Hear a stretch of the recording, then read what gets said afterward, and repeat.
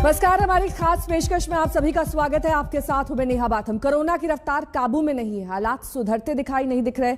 ऐसे में 5 राज्यों में होने वाले विधानसभा चुनाव का पूरा कर पाना एक बड़ी चुनौती है। चुनाव आयोग लगातार कोशिश में जुटा है कि पाबंदियों के जरिए कोरोना के खतरों को टाला जा सके। इसी कड़ी में आयोग ने 5 राज्यों में सियासी रैलियों, सभाओं, जुलूसों पर 22 जनवरी तक रोक लगा दी।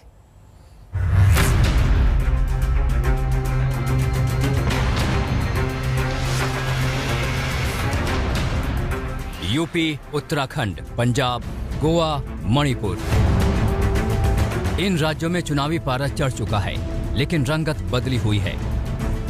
कोरोना ने बंदिशों की बेड़ियों में जकड़ दिया है। चुनाव में संक्रमण का कहर न टूटे, इसके लिए चुनाव आयोग ने एक बार फिर पाबंदी की सीमा बढ़ा दी। मतलब ये कि कोरोना से लड़ाई के लिए न तो रैली होगी, न जुलूस, न सभा, न रोड शो। तारीखों के ऐलान के साथ ही चुनावी राज्यों के लिए तमाम ऐसी पाबंदियां आयोग ने लगा दी थी, लेकिन 15 जनवरी को फिर से उन्हीं सख्ती को 1 हफ्ते के लिए बढ़ा दिया गया। सभी रैलियों पर पाबंदी रहेगी, पदयात्रा, रोड शो नहीं किए जा सकेंगे। डोर टू डोर कैंपेन में 5 से ज्यादा लोग नहीं होंगे। मास्क, सैनिटाइजर, सोशल डिस्टेंसिंग का पालन करना होगा। चुनाव पर्यवेक्षकों को नेताओं, कार्यकर्ताओं पर नजर रखने को कहा गया है। आयोग ने ये निर्णय किया है कि ये जो मॉरेटोरियम है फिजिकल प्रचार का, इसको जो है अभी 1 हफ्ता और बढ़ा है। आयोग समय समय पर इसकी समीक्षा कर रही है, जो बिल्कुल लाजमी है। चुनाव आयोग ने जो गाइडलाइंस दी हैं, इससे पहले जो दी थी या जो बढ़ा करके 22 जनवरी की है, समाजवादी पार्टी उन गाइडलाइंस को मानेगी। जो भी नियम कानून बनाए हैं उनका पालन करेगी, क्योंकि कोरोना संक्रमण को देखते हुए चुनाव आयोग ने ये फैसला लिया है। तो जो चुनाव आयोग ने कहा है कि बंद कमरे में बैठक हो सकती है और जितनी संख्या बताई है उतने में ही समाजवादी पार्टी अपना कार्यक्रम और अपना चुनाव प्रचार अभियान चलाएगी।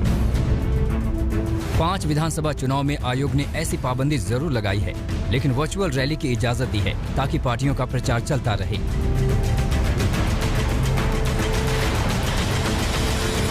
लेकिन ऐसी वर्चुअल रैली कतई मंजूर नहीं। ये तस्वीरें याद होंगी आपको, महज 2 दिन पुरानी हैं। 14 जनवरी को लखनऊ में समाजवादी पार्टी का कार्यक्रम था।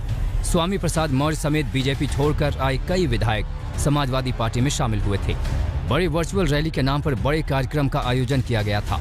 कार्यकर्ताओं की जबरदस्त भीड़ थी। इलाके के थाना प्रभारी को निलंबित कर दिया गया। साथ ही चुनाव आयोग ने बगैर देर किए पार्टी को नोटिस थमा दिया, जिसका जवाब आज शाम 5 बजे तक समाजवादी पार्टी को देना है।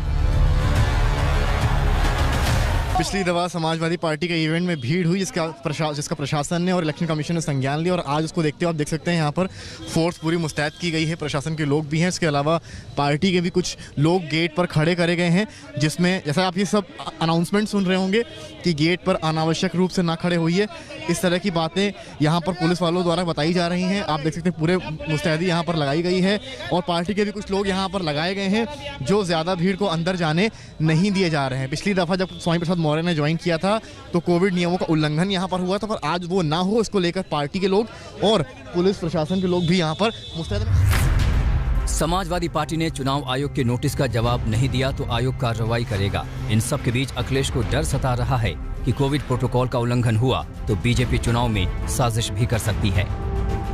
इस प्रोटोकॉल के बहाने भारतीय जनता पार्टी ये भी साजिश कर सकती है कि जहां समाजवादी पार्टी के वोट ज्यादा हों, एम्बुलेंस खड़ी कर दें। नौगांव सादात का जब चुनाव था, मैंने बहुत करीब से देखा था कि जहां जहां समाजवादी पार्टी का वोट था वहां पर एम्बुलेंस और पुलिस को लगा दिया गया था। जैसे ही कोई बाहर निकलता था लाठी मारते थे, अपमानित करते थे या फिर दबाव बनाते थे कि वोट डालने न जाएं। चुनाव आयोग की तैयारी है कि कोरोना आउट ऑफ कंट्रोल ना हो। आंकड़े बताते हैं कि जिन राज्यों में चुनाव होने जा रहे हैं वहां भी संक्रमण की रफ्तार तेज है। 11 जनवरी को यूपी में 11,089 केस सामने आए थे। वहीं 15 जनवरी को 15,975 नए केस आए। उत्तराखंड में 11 जनवरी को 2,127 नए मामले थे। 15 जनवरी को 3,848 नए केस दर्ज किए गए।